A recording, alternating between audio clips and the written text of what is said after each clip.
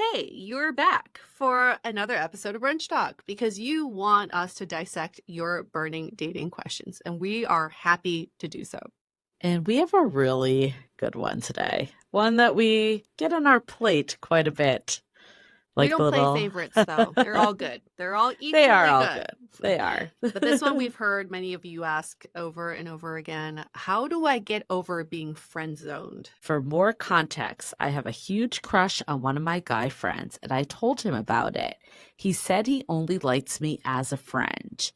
A new girl recently entered our friend group, and now they're hooking up.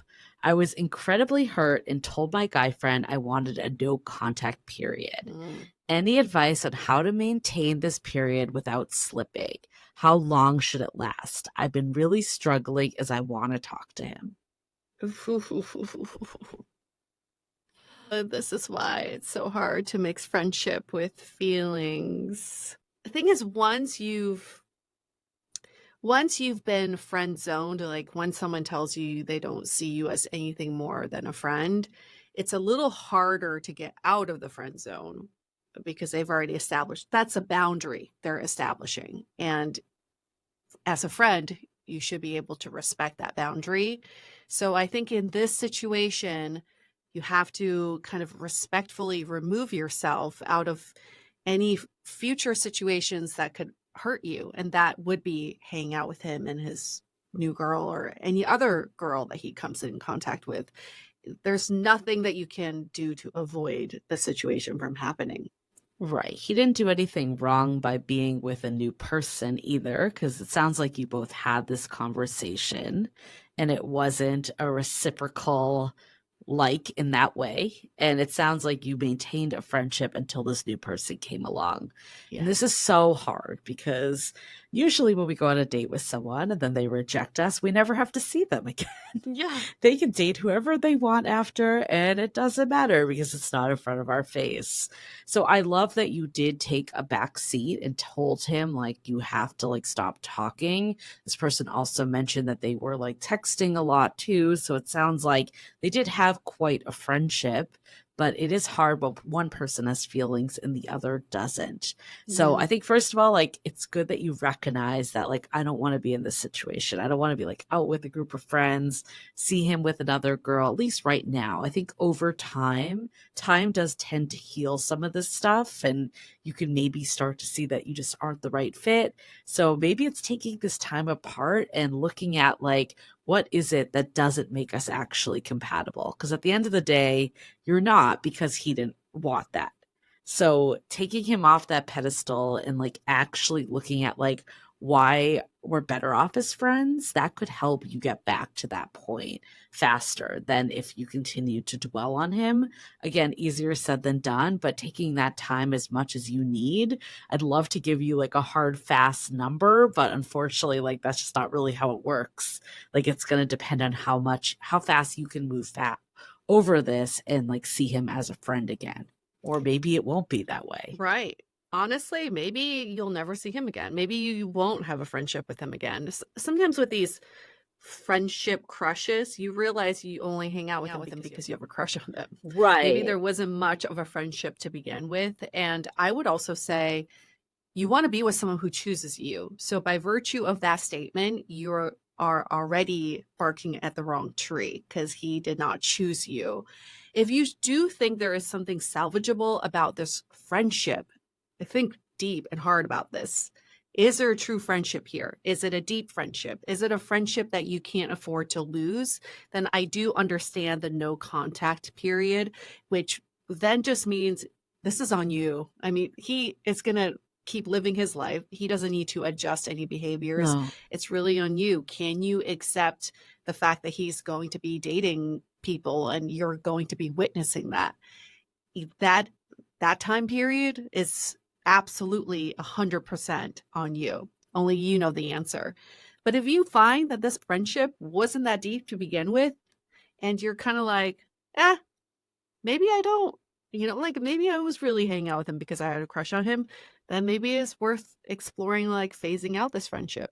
Again, it's hard for us to give you, like, a hard, fast time rule, but I know you're looking for one, so I'm going to give you something. Okay. So my take is, what if you just take 30 days, like a Mm, month, mhm. and you keep up this no contact? I know it's hard. It's kind of like similar to no contact with an ex. There's something that comes Yeah. back and you're like, I want to text them so bad, but you do have to pull it back and say, is there someone else I can text this to instead? Or jot it down in a notebook, like something that kind of distracts that train of thought of like wanting to immediately text that person. In this 30 days, don't just like, ignore the situation, but really get to the root of what we've been talking about of what is it about this friendship? What is the values of this friendship that is really great for you, that you like value them? And then you'll be able to see like, was I just drawn to them because I actually had a crush on them? Or is it actually right that maybe we are better as friends and not? So you can kind of get that clarity in this time frame, which of those camps you fall into. And I think after that, it'll become a lot more clear what the next action is, Mhm. whether you can go back to being friends or you're going to find new people. I mean, the reality is like, I hate saying this because I like wish I like in theory the premise of girls and guys being friends, hetero in this case. I feel like I've definitely gone through guy friends a lot more than girlfriends. Like I've Mhm. had the same girlfriends for a long, long time where guys kind of cycled in and out. And it wasn't always because like someone had a crush on someone, but maybe someone did in the group. There was like something lingering. Yeah. And it was because the friendship wasn't super strong to begin with. So, yeah, like look at what it is and what makes sense for you and this person. 30 days makes perfect sense to me because then that is a concrete number you Yeah. can be very disciplined around. Also, make sure he's aware of that. Yeah. This is not a one-sided thing. Sounds Like, like she did tell him, which is good. well, make sure he's aware of the 30-day Okay. Yeah. no Very contact period. specific. I Right. It's see. very specific because why I say that is because if he were to text you within the 30 days, it means that he doesn't respect your boundaries, which in turn Mm, kind of means he doesn't respect your friendship. He's probably like, oh, she didn't really mean the 30 days, or she doesn't really have boundaries. It's fine if I just text her about this random meme, whatever it may be. So I think that's also another way to look at your friendship. And the 30 days is also important for you to think this is not a time for you to give him a chance to miss you. This is such a mistake so many of us make. We're like, oh, it's no contact. So that he'll realize he's really secretly in love with me. And then he's yes. going to text me and tell me I'm the love of his life. Get that out of your mind because that only happens in rom coms. It does not happen in real life. The 30 days is purely for you to not have contact with him so you can think more clearly about what you want out of this friendship. Yeah, and you can look at your text messages. Are you sending memes about nothing or are you having deep conversations? Like that will also give you intel. Like were you like flirting or were you having like real, friendship talks? Anyways, so much to unpack. I do want to go in a little more. I don't know if this is the situation here, but what do you do when your friend groups are entwined? Because I think that makes it a little more Mm, complicated. But before we do, let's take a quick break to hear from our sponsors. So I've definitely had this situation before where I had a friends with benefits. It was a little different. It wasn't like a friend that friend zoned, but they still didn't want a real relationship. So there's a lot of similarities. And what was really hard with this is it was hard to untangle it because it wasn't just this person. It was an entire group of friends that was caught into this person. So if yeah. I said I want 30 days away from this person, that meant that I could be taking time away from other friends too. I had some ways and tactics that I went about doing it, but I'm curious, Yue, like your thoughts. Like, how do you navigate this too if it's not just the one person, but entire group? There are some rules around hanging out as a group. I think the 30-day no contact could be one on one, Yeah. but if I see you out and about with our friend circle, I'll still say hi. I'll be courteous to you. So maybe that's one carve out. Or maybe you could be so hurt by seeing him with someone else that maybe it is good to just not hang out with this group at all because they're going to be a constant reminder of him for you. I mean, so much has to do with your situation. Like, do you have other friend groups? How good of friends Yeah. are you with these people? Like it's very nuanced, but I think like for my situation, like I found I mean, it was a little like the girls in the group. I guess I was like, who are they? It was the girls in the group. And it did cause like a little divide. So I'm not sure if I'm like fully like, this is the tactic you should take. But at the end of the day, those were my closer friends for the most part. And there were some guys too that fell into that.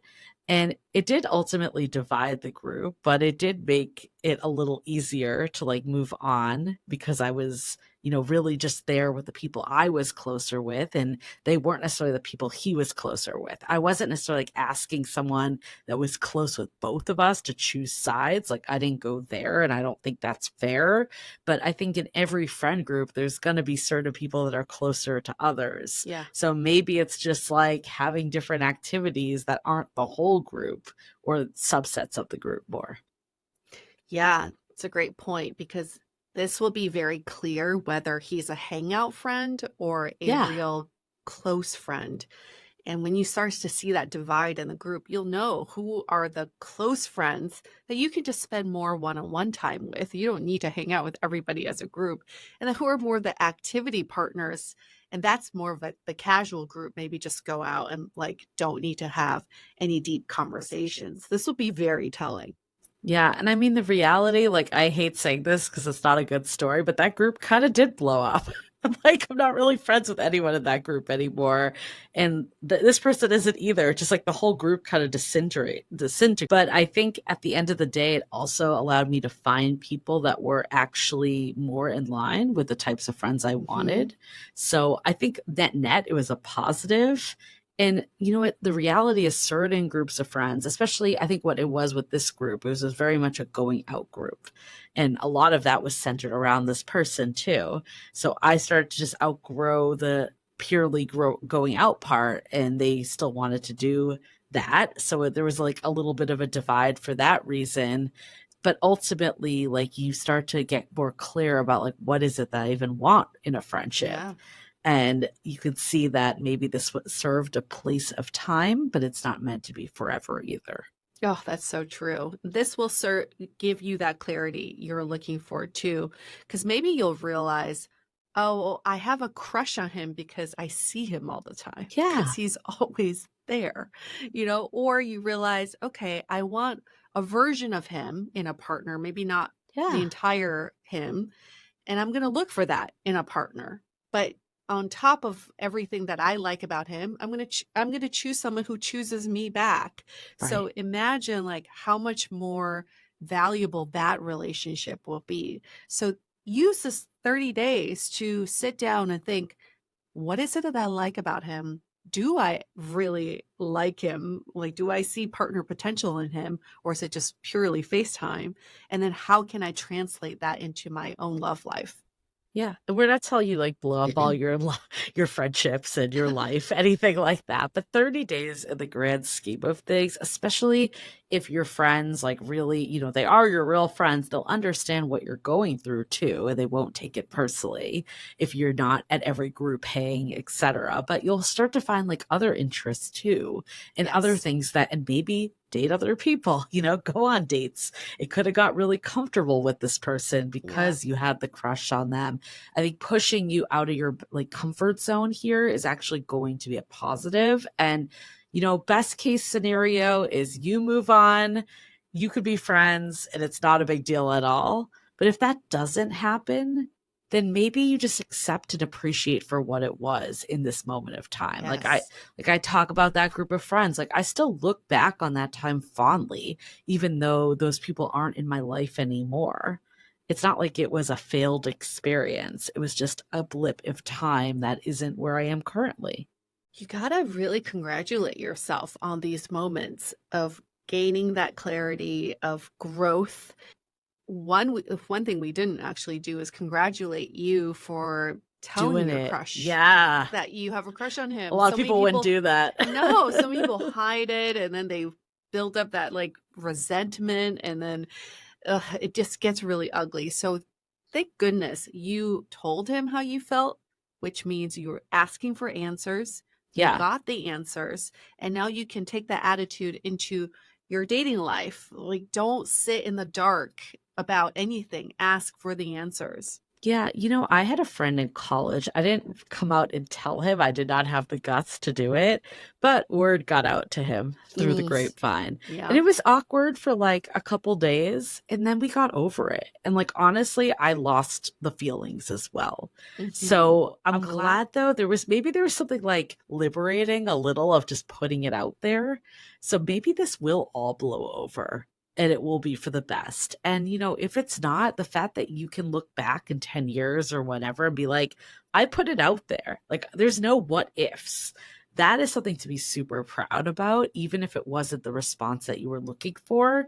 And then taking this as a learning of what was it that drew you to this person. In the 30 days, I think it's why are we maybe better as friends, but also what qualities do I want in a partner that chooses me too? Because there was a reason you were drawn to this person, and using that as a data point is going to help in the future as well. You're going to learn and grow so much from this. Thank you so much for this question. See, you asked for answers from us as well. So you're doing all the right things. And for anybody that's sitting in the dark about something you're going through, you can get some answers. We've talked to thousands of daters about what they're going through. We can give you all the data points and our own opinions about what may be happening. So send us your dating questions. You can email us hello@dateablepodcast.com. You can DM us on Instagram @dateablepodcast is the handle, or you can leave us a rating review in Apple Podcasts, give us 5 stars, and then in the body of your review, ask your question there. It's anonymous, so nobody will ever know, but we'll know because we're going to be answering it right away. Or leave us a comment on YouTube because we are now there as a Right. video podcast as well. Oh, I keep forgetting. I feel like we need something more visually interesting like this cup. Every episode, we will throw an Easter egg in, something random that you can only So see random. visually. So make sure to come over to YouTube if you're not there yet, or if you're a YouTuber and you want to also listen to us as you walk, as you do whatever, clean, you can do that on YouTube podcasts as well. We're everywhere. with that with that, we're going to be everywhere next week as well. So we'll see you back Yes. here next We'll week. see you next week. Bye. Bye.